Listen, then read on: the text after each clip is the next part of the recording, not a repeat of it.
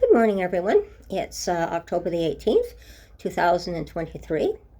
And as you can see from the title that I've put up this morning, Who Wants to Live, this is going to be a different video. I want to express some things in concern again. And it's about my wondering, do I have an addiction problem? Is being diabetic an addiction problem? But I want to explain what it's like being a diabetic today and living with diabetes. I want to give a little bit of an inside scoop on what it's like to have to live with diabetes. And I'm going to start what my morning routine is like. When I get up in the morning, well, my 3 alarm clocks wake me up in the morning, and that's my service dog Heidi comes, sniffs underneath the covers and puts a cold nose on me. Are you awake yet, Mom? And then she's joined by my 2 cats who come up and are staring at me. So I've got 3 sets of eyeballs staring at me first thing in the morning to get me out of bed, which is a pleasant way to get out of bed. And of course, if I throw the covers over my head, the 3 pairs of eyeballs are still staring at me. And then Heidi will come up and she'll lick me on the face. Come on, Mom, get up. And then, of course, my cats will come up, and if I'm underneath the covers or trying to hide, I see a paw comes up. Mom, get up, please. So it's a very pleasant way for me to wake up in the mornings. But my routine is quite something. Before I even have my breakfast, I make sure that the animals are fed first, so they know it's time to be fed. Breakfast is about to be served as soon as Mom gets up. So my routine in the morning is before I even have my breakfast, I have to check my blood sugar levels. And I'm going to try and turn the camera around just to show you what it's like. And being a diabetic and of course in 1999 I was diagnosed with type 2 diabetes, and that was the onset of adult diabetes. So it was not a child who's got type 1 diabetes and that. And I'm somewhere, I think, almost in between now. After 24 years of having diabetes, I'm somewhere in between. But I want to show you something that happens to me when I get up in the mornings. And first thing off, I'm just going to try and turn this camera around so you can actually see what I set up a table today. This is my blood monitor right here. Whoops. Right here. That's my blood monitor. I have to have my blood strip right here, which I have to put into I can't do it very well and hang on with one hand, but this has to go in. Then I have to check the number on the screen here to see what my blood sugar level's like. But before I even do that, guess what?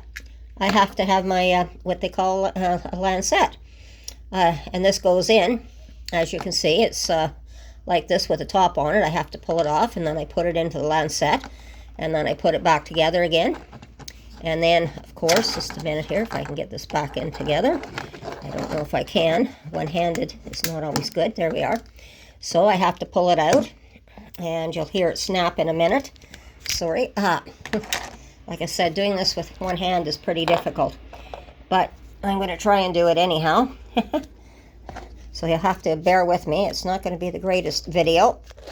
But anyhow, just a minute. I'm going to just put this up here for just a moment, and I'll blank out. And I just want you to... So what happens? Then, I'm sorry about that. It's very difficult to do it with one hand, so you'll have to pardon me. But it's in here now. And then you just snap it. That's how you take the blood out of your finger. It's similar to when they test you in the hospital as well for things. And again, what happens is, in the mornings, I have to monitor it. So I have to put my blood sugar levels all in the book. I have a book for that, on monitoring my blood clip. So I have to monitor that. As well as what happens is I have to, once a week, I have my Ozempic. And this is a white cap on this, and this is to make sure that my pills work during the week. Then this is my insulin pen as well, and it has a different color cap on it. And that I take when I need the insulin as well, if my blood sugar levels are too high, to try and bring them down. And then, once a week, I have to fill up my pill containers, what I have each day for pills. And that's for my morning pills. This is my morning pills here. I'm sorry, it's kind of hard to see. So that's that. Then I've got my afternoon pills, before supper pills. And the Ozempic, and that's what that's for, is to try and make sure that all my pills are working right. And it's not just, all my pills are not just associated with just the diabetes alone. It's my blood pressure pills, my cholesterol pills, my vitamins, stuff for my my bones and everything. So I have a lot of pills that I have to take. But the big thing I wanted to show you was the Sharps container. Now you can see it's quite full. It's quite a big container. Now I got this container, it was brand new, and this was just prior to the pandemic. So this is what I've used since the pandemic started and up until now. And of course these pens also go in, that I use also go into the container as well. But you can see that the container is what they use. You see them in the hospital when they give you a needle nut. That's what they put them in, is these Sharp containers. But what I'm thinking is, with all these containers here, look how full that is. And that's just after about 3 years here on me. And I'm just one person. But can you imagine all the millions of people who are diabetic and who are diabetic, and we were throwing out all our stuff that we have to use. So is this being an addict? I don't know. I just know that I want to live. So I'm doing things to try and keep me living. And this is what I'm trying to talk about today is, here I am at 70 years old. I'm doing my best to live. If you want to see more of the problems that I have to put up with and the pain that I have to put up with, I put up 2 earlier videos. One of them is Christine, Why Are the Handicapped Overlooked? And this is on my brother who had to overcome spina bifida. And then Christine, my own struggles with physical limitations. I've also put it up to show some of my limitations as well. And this is why I have Heidi, my service dog, because she's also going to be trained to be able to alert me to my blood sugar levels as well.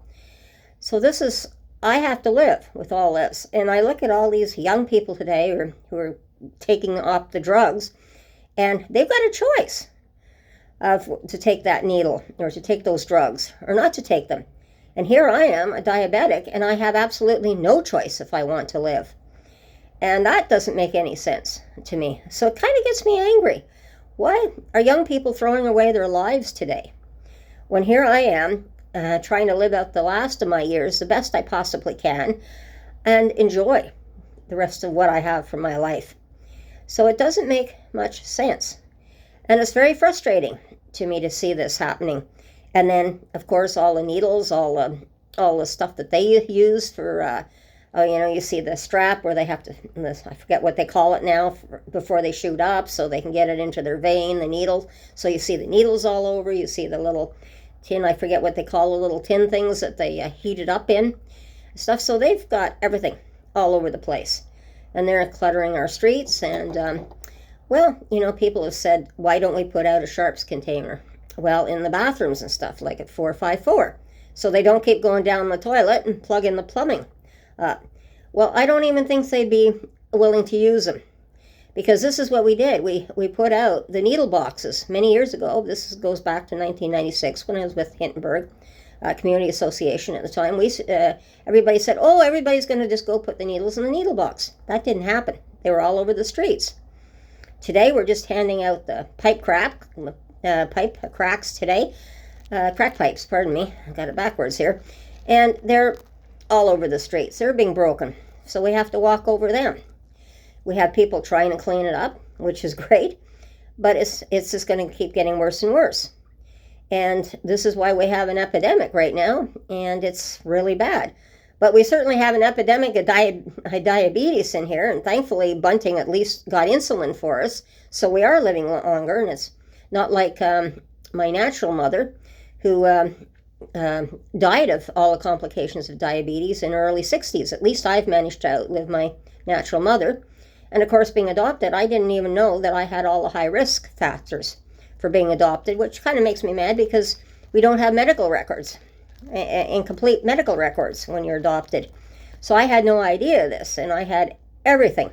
I had a baby over 9 pounds. I had gestational diabetes. I was indigenous, and it was running in the family. So I had no way of knowing that. So that made me really angry as well. And, here it is. It's like a cover-up that I don't even know about my own medical history from my natural family. And all these people are out and they're happily, I just want to get high anytime I want. But I have a routine here that I have to check constantly, whether it's morning, night. If my sugar levels are too high or something's wrong, have to go check my sugar level. It's not always in the morning that I check it. I can check it throughout the day when I think something's wrong. So here I am trying to live, and they're not trying to live. And, and you can't, and I'm playing in some ways Russian roulette with my own life, because I have to make sure that I watch my diet, I do this, I do that, and I try very hard. And these young people on the drugs today, they're just playing Russian roulette with their lives. And they don't seem to care. And it's so unfair. And I don't know, like I said, I don't have all the answers. But I wanted today to show you, give you an idea, a little bit of what it's like being a diabetic and having to live with it. So this is where I'm going to leave it today. And again, I appreciate you watching my videos, and take care. Have a good day, and long life to you, I hope, everyone, to all my viewers. Definitely, since we're talking about this at the moment. And you have a good day. Stay safe, and we shall talk to you again soon. And bye-bye. Take care.